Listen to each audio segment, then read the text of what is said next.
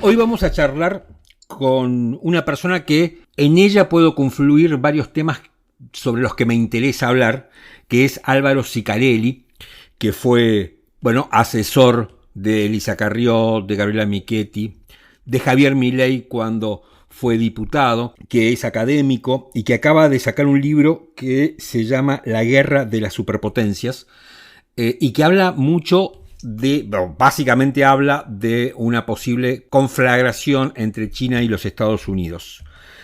Así que tenemos una serie de temas, me parece a mí muy interesante para charlar con Álvaro. ¿Cómo estás? Hola Martín, muy buenos días. ¿Cómo estás? Un gusto recibir tu invitación y tu llamado. Gracias por atenderme. Bueno, voy a arrancar por acá, por lo que pasó en la Argentina hace una semana, que es el resultado electoral, donde, teníamos en un momento un gobierno donde todo el mundo decía el gobierno se cae, entra el gobierno de los Estados Unidos a sostener al gobierno argentino, el gobierno argentino gana las elecciones. Sobre esto me parece que después hay un montón de cosas para preguntarte a nivel geopolítico inclusive. Pero ¿cómo lees el resultado electoral? Bueno, si vamos a hablar primero de los resultados per se, y si extrapolamos el resultado al 100% del padrón habilitado de votantes, el gran ganador fue el ausentismo. 32%, repito, extrapolando al 100% el padrón electoral, el 32% real de los votantes decidieron no ir. Directamente no, ir, impugnar, ir y votar a múltiples opciones, en una forma de atomización, o ir y votar en blanco. No, directamente no ir. No sentirse estimulados a poder manifestar su opinión, su análisis de la realidad o su acompañamiento a tal o cual expresión política, sea la del oficialismo que representa el presidente Javier Milei, o la principal oposición, que fue el Frente Patria, Fuerza Patria. Me parece que esto es algo importante y te diría casi urgente de atender, ya sea para los propios analistas como para la propia dirigencia política. ¿Qué pasa? Que, si yo mal no cuenta, 12 millones de argentinos decidieron no expresarse. Además, discúlpame. 12 millones de argentinos, sí. No, que es una constante que se ha venido dando en todas las elecciones que se celebraron este año. Exactamente, y en el caso de esta elección de medio término, es la elección de medio término del retorno a la democracia, o sea, de 1983, con menor participación. Y muchos pueden decirnos, Martín, Álvaro, es una elección de medio término, es una elección que efectivamente no se está decidiendo el futuro de la conducción del Poder Ejecutivo, pero sí es absolutamente relevante en torno a lo que, para la configuración de las opciones políticas en la elección del 2027, estoy hablándolo, mediano plazo. Sí, claro. Pero en el cortísimo plazo, la continuidad o no, el potencial éxito o no, del programa económico del hoy gobierno nacional en una situación de inestabilidad cambiaria, y por otro lado, porque esto lo dicen propios y ajenos, donde la economía real todavía se encuentra en una situación crítica. Entonces, este 32% que nos fue a votar, entiendo que está manifestando una llamada, es un gran signo de exclamación, es una gran llamada de alerta, es una gran llamada de atención, para que la dirigencia vea que no está todo perfecto, que no está todo, quizás todo mal, pero tampoco está todo perfecto y que estamos en el mejor de los mundos. En el caso de la fuerza ganadora, el gobierno nacional, yo creo que si tomáramos ese 40%, que cuando extrapolamos al 100% del padrón, en realidad creo que da el 30%, pero vamos a tomarlo sobre el 68%, da 40-41%. Mi análisis es, ahí se consolida un 30% de núcleo duro del mileísmo, sí, de aquel que va a acompañar al presidente Milei, fracase o no, sea exitoso o no, en torno a su propia gestión, porque lo que acompaña es un cúmulo de ideas, un modelo de país y una visión en múltiples agendas que el presidente Milei ha sabido exitosamente representar y comunicar. Y después un 11-12 puntos más, que yo entiendo que son prestados, de gente que en realidad teme más por el retorno del pasado que estar absolutamente conforme con los resultados de la gestión del presidente. A ver, un poco lo que me estás planteando. Bastante parecido a lo que sucedió en el escenario del balotaje del 2023. Me sacaste. Por un lado te quiero decir que fue muy exitoso el gobierno en estar consolidando un 25-30% de un núcleo duro, casi te diría lo que en su momento, que ya empezó a flaquear, consolidó el kirchnerismo barra cristinismo.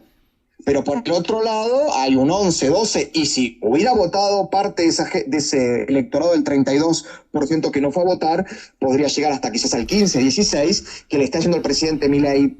La cosa no está bien, el éxito, entre comillas, del programa económico no derrama, principalmente a la clase media, no se reactiva la microeconomía, pero todo lo que se ofrece como alternativa a vos es el pasado y es lo peor. Entonces te vuelvo y quizás por última vez, a renovar el plazo fijo, ¿no? Político, para que además eliminar para siempre el riesgo Cuca, darte un mayor respaldo legislativo que con aliados te va a obligar desde, no sé, el 15 de diciembre de este año, con el inicio de las sesiones extraordinarias, si eso lo convoca el Poder Ejecutivo, hasta julio del año que viene, bueno, ya sacar 3 o 4 leyes que efectivamente mejoren, ¿no? Ya no solo las variables macroeconómicas, sino también las reglas de juego de la economía real, la reforma tributaria, la reforma laboral, un marco aún más atractivo para la inversión de cara al pequeño y mediano empresario y también al emprendedor, al profesional monotributista, jubilado que aportó 30, 40 años, ¿no? Sí, ahora, me parece que a partir de ahora, un poco en base a lo que estás diciendo y a lo que hemos visto, digamos que esta segunda parte del gobierno depende absolutamente de Milei, ¿no? Porque ya el Congreso no va a ser no va a haber ese enfrentamiento que veníamos viendo los últimos 6 meses, te diría. El peronismo está bastante golpeado y minimizado, no hay una gran oposición enfrente. La alianza con los Estados Unidos creo que después de la victoria se va a fortalecer, o al menos lo que dijo Trump es que no se van a ir. Me parece que tiene casi toda la cancha a su favor, ¿no? Mientras él no se tire un tiro en el pie. Claro, bueno. Como desgraciadamente en estos 2 años hemos visto, ¿no? Muchos ejemplos. Amén de que no surjan otros cisnes negros en torno a una cuestión que es, nos damos cuenta que es vital, pero también un talón de Aquiles, que es la sospecha sobre falta de transparencia en la gestión del gobierno. Totalmente.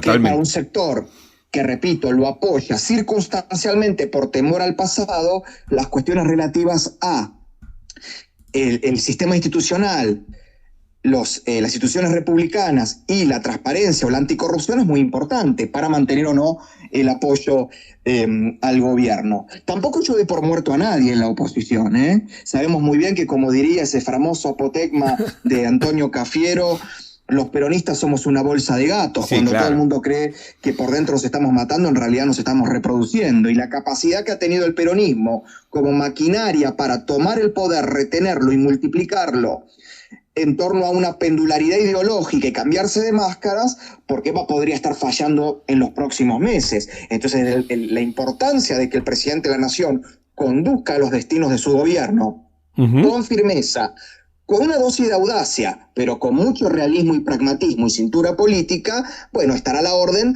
para que esto no volvamos a entrar en un fracaso. Y recordemos que en el 2017 el oficialismo macrista gana con una mayor participación, incluso con mayor porcentaje que el mileísmo, más del 43%, las elecciones de medio término, y ya conocemos cómo fue el resto de la historia.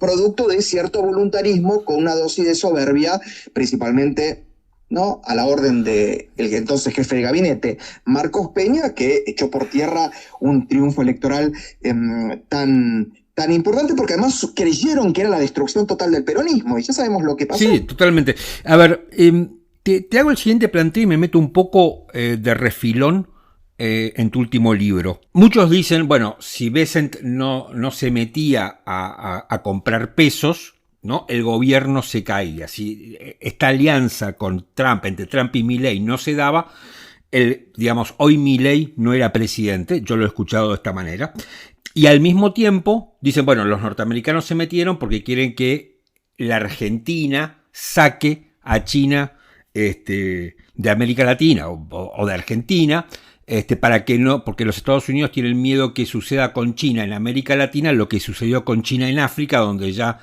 digamos, Estados Unidos perdió ese tren. Al mismo tiempo, los críticos de esta situación dicen, bueno, pero en realidad no nos conviene aliarnos tan fuertemente con los Estados Unidos porque tenemos economías competitivas, mientras que con China tenemos economía complementaria y es digamos, después de Brasil, el principal socio de la Argentina. Toda esta ensalada que yo te acabo de hacer, ¿cómo la ves? Bueno, lo que pasa es que son múltiples, ya sé, te maté. Planos. Los que me acabas de exponer, yo te diría que del lado de Estados Unidos adhiero a ese análisis que haces en torno a que en realidad la construcción de una alianza desde Estados Unidos para con Argentina tiene que ver más con la contienda estratégica de Estados Unidos para con China en torno a sostener su hegemonía política, económica, militar y cultural a nivel global que a la idea de consolidar para el mediano y largo plazo una alianza con un país puntual de Sudamérica como es la Argentina. Creo que justamente esta estrategia de weaponize, de transformar a ciertos estados en armas, esto también lo hace China, ¿no? Pero estamos hablando puntualmente de Estados Unidos. Sí. Para contrarrestar el avance de China, no sé si necesariamente es el espíritu de aliancista de Estados Unidos para puntualmente con Argentina. Por el otro lado, la idea que tiene el gobierno nacional de construir una alianza basada en el alineamiento automático de Argentina para con Estados Unidos, principalmente en lo que es el acompañamiento de Argentina dentro del sistema de organismos internacionales a Estados Unidos, sin discusión, sin ningún tipo de, te diría hasta de grises o de matices, ¿no? Voy y acompaño en todo a Estados Unidos, queriendo copiar ese mismo vínculo que tiene el Estado de Israel con Estados Unidos, y acá tengo que hacer un paréntesis. Sí. El Estado de Israel tiene una alianza estratégica basada en el alineamiento automático con los Estados Unidos, sí, luego de 60 años de construcción de ese alineamiento, principalmente basado en la confianza y la cooperación mutua. Israel no se regala. Israel hace 60 años, o desde en estos 60 años, ha recibido como asistencia directa e indirecta, militar y civil, no menos de $500.000 millones por parte de Estados Unidos. Efectivamente, Israel es un pivot geopolítico de Estados Unidos en Medio Oriente, es el principal aliado de Estados Unidos en los organismos internacionales para bloquear o no decisiones que se tomen y que puedan afectar la estrategia de seguridad nacional norteamericana, pero repito, Israel ha recibido más que buenos beneficios por acompañarlo. La gran pregunta es, en 2 años, y más que los salvatajes y los apoyos verbales, ¿podemos nosotros construir esa alianza en torno a un alineamiento automático? Y más cuando decís vos, nuestra economía está anclada casi en más de un 40% con la economía china. Y te lo dice alguien que es un férreo defensor de la participación y del alineamiento de Argentina con el mundo libre. Claro. Que lo lidera Estados Unidos, pero que es una amplia gama de naciones americanas, europeas, asiáticas, algunos norafricanos, otros del Golfo Pérsico, donde Argentina tiene múltiples oportunidades, si tuviera una política exterior clara, para poder vincularse política y económicamente. El argumento sobre Israel que acabas de decir recién, yo te lo escuché por primera vez en una excelente entrevista que te hizo Hernán Iglesias Sila para Seúl Radio, y al mismo tiempo él te preguntaba sobre cómo veías vos la política del gobierno con relación a Estados Unidos. Aclaro que esta entrevista creo que fue por el mes de abril, fue mucho antes de estas relaciones recontracarnales que tenemos, y vos las caracterizaste como volátiles y erráticas. ¿Seguís pensando lo mismo? ¿Esa opinión es de ese momento y hoy quedó desactualizada? No, yo en realidad caractericé de volátil y errática a la política exterior argentina, no al vínculo con Estados Unidos. Si algo que en lo poco que está solidificada la política exterior argentina, veremos ahora con la gestión del nuevo canciller Kirchner, es en el vínculo con Estados Unidos. Ahora repito, te nombré que dentro del mundo libre, sí, Occidente más las grandes naciones democráticas que se encuentran ubicadas en múltiples regiones que te nombré, Argentina no tiene una política clara. Uh-huh. No tiene una política clara, no tiene una estrategia.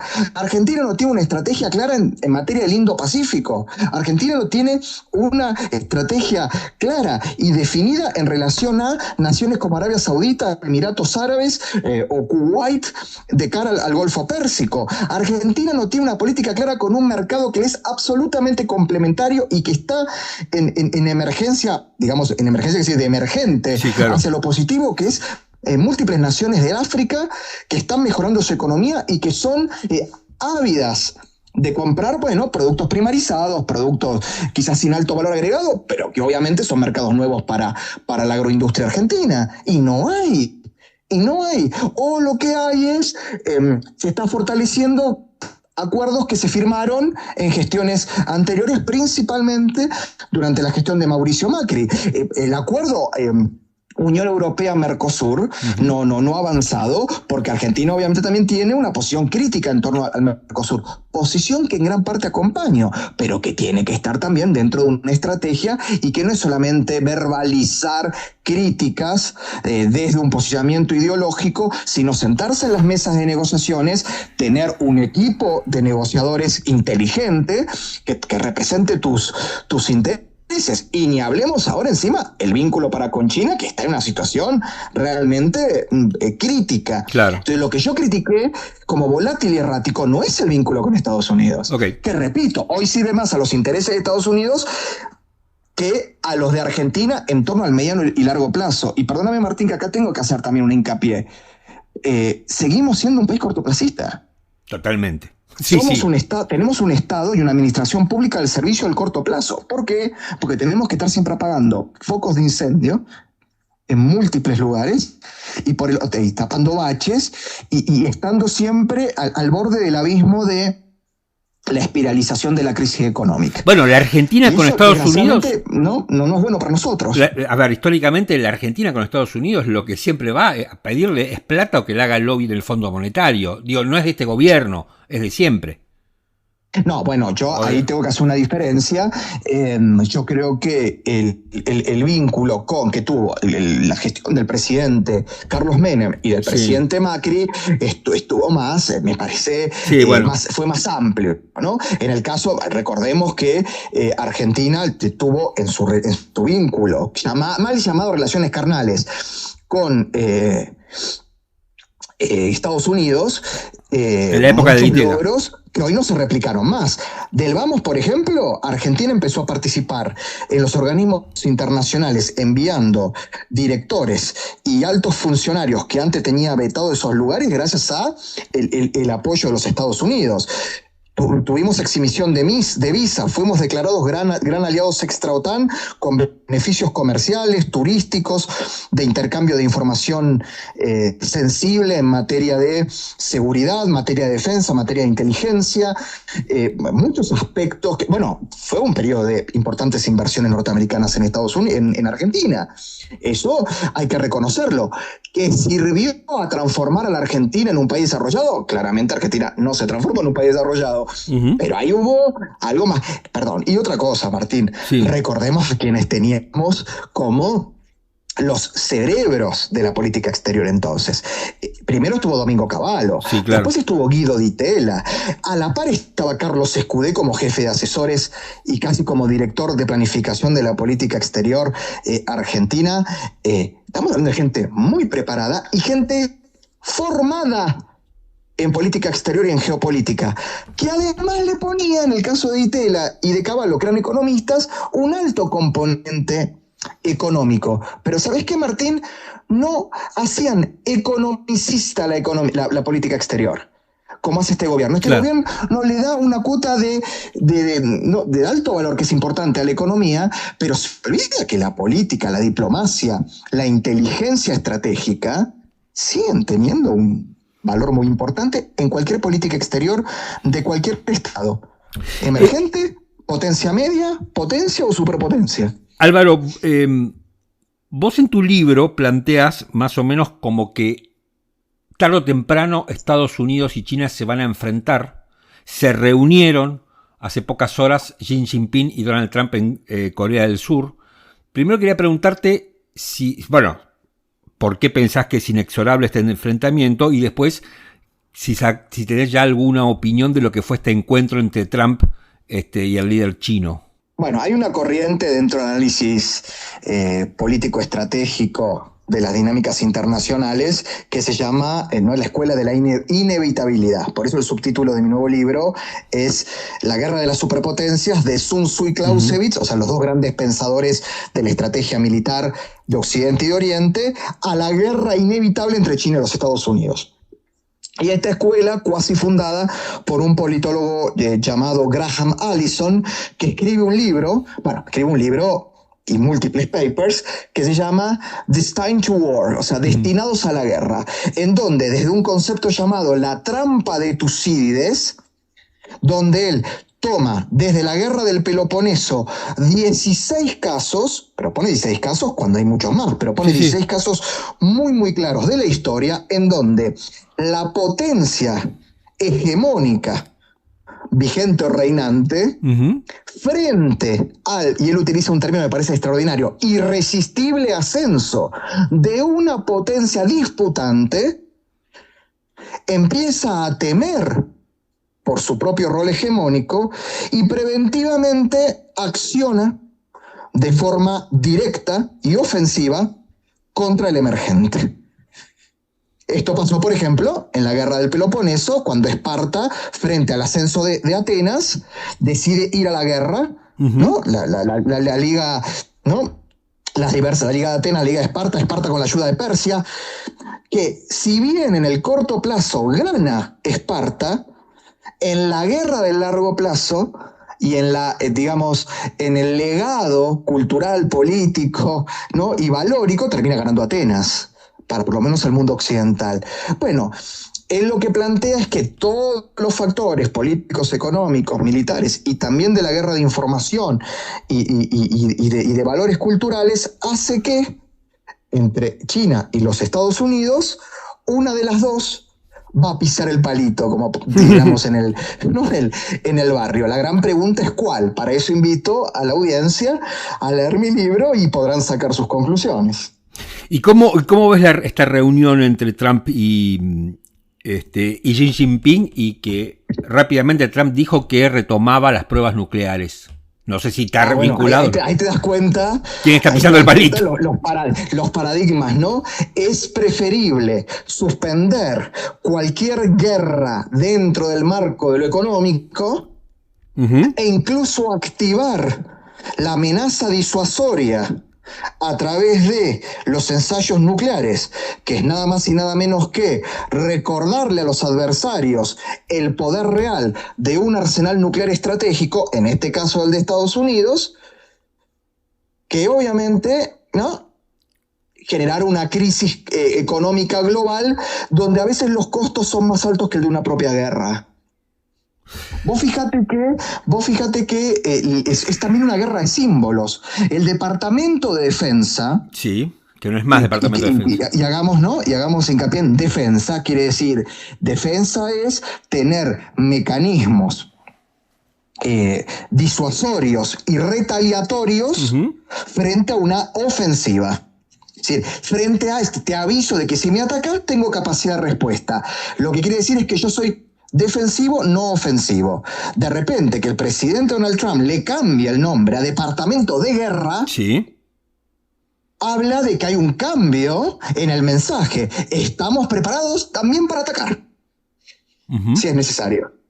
Entonces, por un lado, pacifico la batalla dentro del marco de Guerra Fría, que hablo en mi segundo libro, la guerra comercial. Pacifico, neutralizo los focos conflictivos dentro de un marco de interdependencia compleja económica que tienen China y Estados Unidos, pero sin embargo, ¿no?, ya empiezan los tambores de la guerra a sonar. Bueno, algunos dirán, sigue siendo una estrategia de disuasión. Bueno, Vos creo que es... Lean el libro y verán que quizás hay otros parámetros que podrán decir lo contrario. Te hago un par de últimas preguntas. No me acuerdo si es...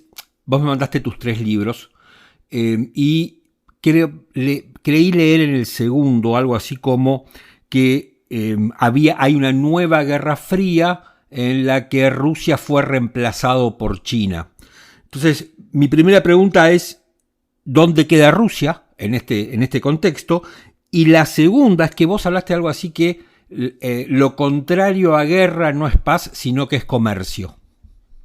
Bueno, vamos por parte. Exactamente, mi segundo libro publicado se llama El Gran Juego, la Guerra Fría entre China y los Estados Unidos, donde efectivamente planteo que estamos en una fase de profundización de una guerra fría, de cara, yo digo, una paz caliente, entre estas dos superpotencias, China y Estados Unidos, que se da en múltiples áreas, ¿no?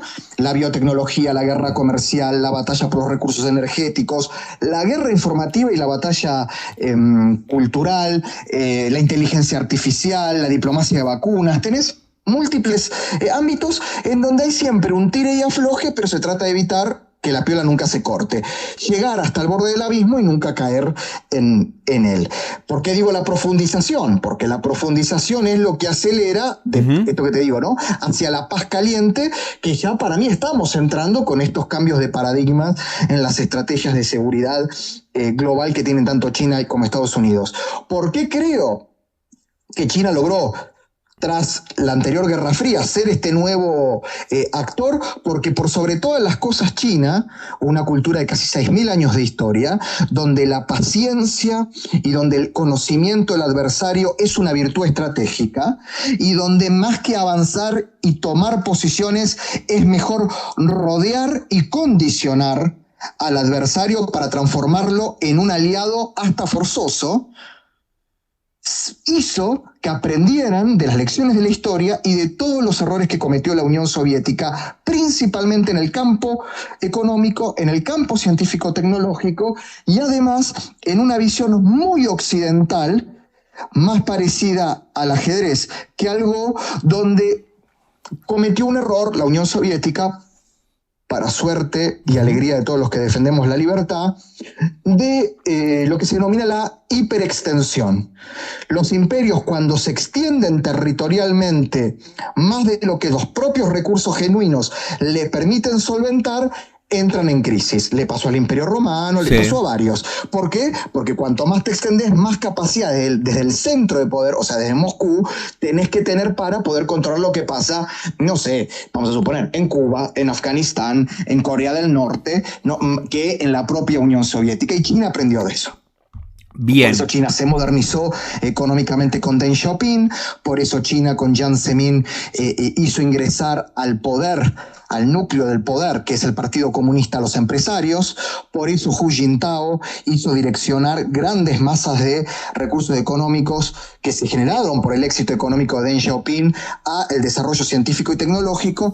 Y hoy Xi Jinping, te diría que en un giro hegeliano, en una síntesis de lo que todos sus antecesores llevaron adelante y lograron, está, ¿no?, unificando todo esto: éxito económico, desarrollo científico-tecnológico, vínculo con los intelectuales y con los empresarios, al que le agrega una nueva retórica nacionalista y además, como nunca, un destino de fondos económicos hacia la inversión en materia de defensa y en materia de seguridad regional y global. Gran desafío que pone en alerta a los Estados Unidos. Ahora, hay una cosa muy loca en todo esto, ¿no? Para ir cerrando nuestra charla, que mientras vos explicabas todo esto yo lo estaba pensando. Por un lado, China se benefició de Occidente por un montón de innovaciones que pasaron a fabricar ellos para bajar los costos y que los occidentales vivamos mejor. Es una cosa, ¿viste cuando fue la guerra arancelaria? Hacían el cálculo de cuánto saldría un iPhone en los Estados Unidos y se fabricaba allá, y era como algo así como $13.000, a diferencia de los 1.000 que sale ahora. Digamos que esa mancomunión o ese entendimiento entre China y Occidente generó, me parece a mí, que los occidentales vivamos un poco mejor. y no sé qué podría pasar frente a este panorama que vos pintás. La posibilidad de que exista una conflagración, que puede ser de forma directa o indirecta, puede ser total, pero lo que tenemos claro es que va a ser multidominio, va a ser en el aire, va a ser en la tierra, va a ser en el agua, va a ser en el mar, va a ser en el espacio cibernético y va a ser también en el espacio exterior. Sí. Dependerá principalmente de ese, repito, pisar el palito, de ese temor exacerbado que le quite racionalidad a la visión estratégica del atacante, que va a preferir